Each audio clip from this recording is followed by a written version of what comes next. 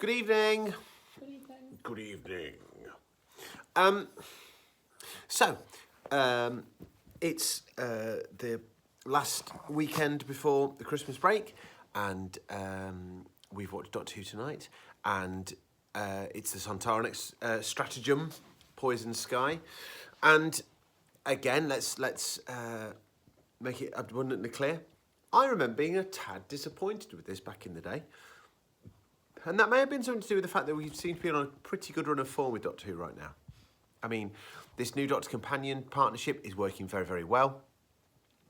There seems to be a sort of renewed sense of if not tension, but I don't know. There's just something about the core dynamic of the programme that's working really nicely, better than it was last season. And all is well with the world.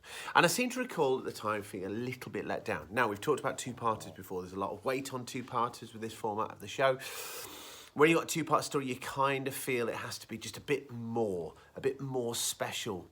And obviously in this, we've got the return of the Sontarans. Long-term viewers of the channel will know I am a big Sontaran fan, and I am currently accompanied by a massive Sontaran fan who would probably say that the Sontarans are her favourite recurring baddie in Doctor Who. And the thing about the Sontarans is they can do funny, they can do sinister, they can do weird. The new series has lent far more into the sort of the funnier side of things, but there's no doubt in this story they have an edge, there is a threat, it does feel pretty real. So the return of the Sontarans, I think, is handled pretty well, quite frankly.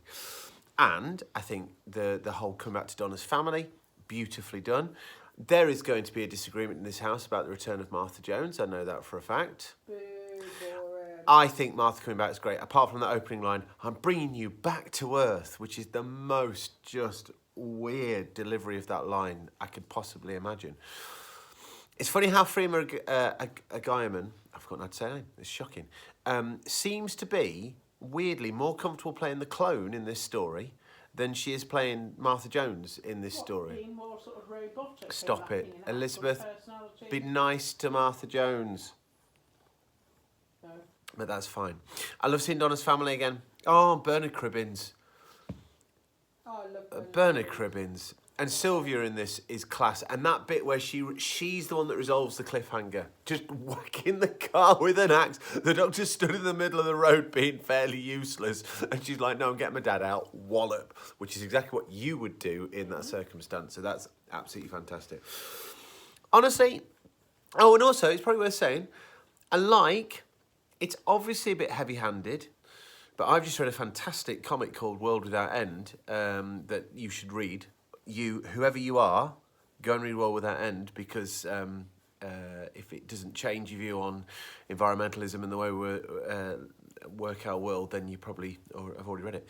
But, it's fairly heavy-handed, the whole car thing. Fine. That's okay.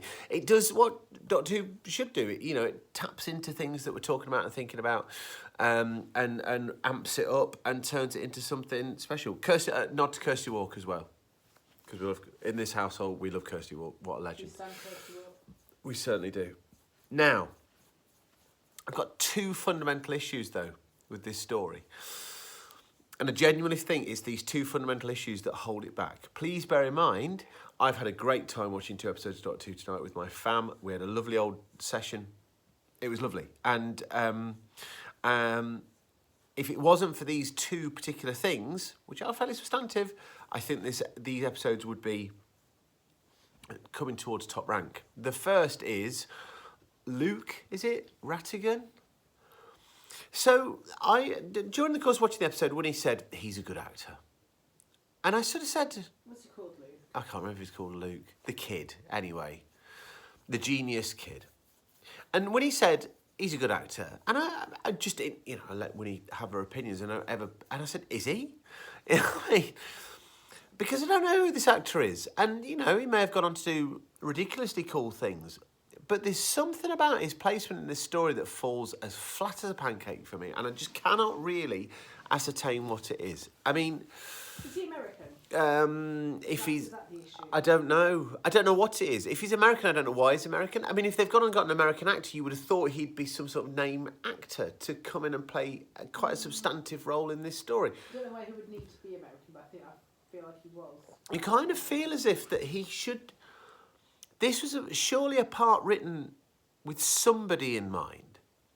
I mean, casting a young actor in this part to do quite a lot of the heavy lifting here, and whether it's the writing or the actor, and I hate criticising actors in Doctor Who, but yeah, just something didn't. But he's supposed to be at the helm of quite a lot of scenes here, and it didn't quite ring true to me, and that really makes the end of the episode suffer, where you want his sacrifice to be worth something. I don't know. I don't really know how to express it, but I think that does let the episode down. And the other thing that lets the episode down, and this is, well, honestly, this is slightly unforgivable. And I think it harkens to the fact that we had an absolutely phenomenal actor in Doctor who sadly wasn't in this story, who should have been in this story perhaps, but also the fact that, well, I'm going to get to that, we're not going to resolve this problem until we get, and this is a current theme, what's a middle-class woman of a certain age? When you get Kate Lethbridge-Stewart coming into Doctor Who, because, quite frankly, I love Kate Lethbridge. the return of Unit here is just flat. Is it? Yeah, I really think it's flat. I'm going to let this dog out and I'm going to keep talking. I'm not sure if I thought it was particularly flat. I just don't think the Oh, episode... hold on, it was flat. That's because you know who's in unit. Martha Oh, Jones, shut okay, up. isn't it? You hate Martha so much. I just don't think that if you're going to bring Unit back, it has to be planned to the nth degree. The casting, whoever is in charge of Unit, has got to be almost a bigger casting decision than the Doctor. Because, let's be perfectly frank, in the realms of this particular YouTube channel, and Libby will gleefully disagree with me on things just for the lols, but I think she's going to go with me on this. I don't disagree with you just for the lols. You enjoy disagreeing with me for the lols. I do sometimes. The Third Doctor stories were quite often made or taken to the next level because of Nicholas Corney. Oh, lovely. Yeah, there we go, you see. So we've got agreement there. And if you are going to bring Unit back, you're essentially recasting the Brigadier in all but name. To have somebody, and you know, I can't remember the name of this guy, but this should have been the re-emergence of this most essential part of the fabric of Doctor Who, and it doesn't quite work here. I disagree. Why do you Well, I disagree? think- have you seen the Sontarans before? Not In since- New Who? No. So bringing back the Sontarans, is that not enough? No, because Sontarans are such an amazing race I- of people. but I think Unit are better than Sontarans. Well, I think you don't need both all at once. Well, don't have Unit in it then. If you don't have... Unit, because unit would be the logical. Well, people to I just... sort of- Well, I think there's a million and one ways to write this story that either does Unit brilliantly or does the Sontarans brilliantly. It does the Sontarans brilliantly.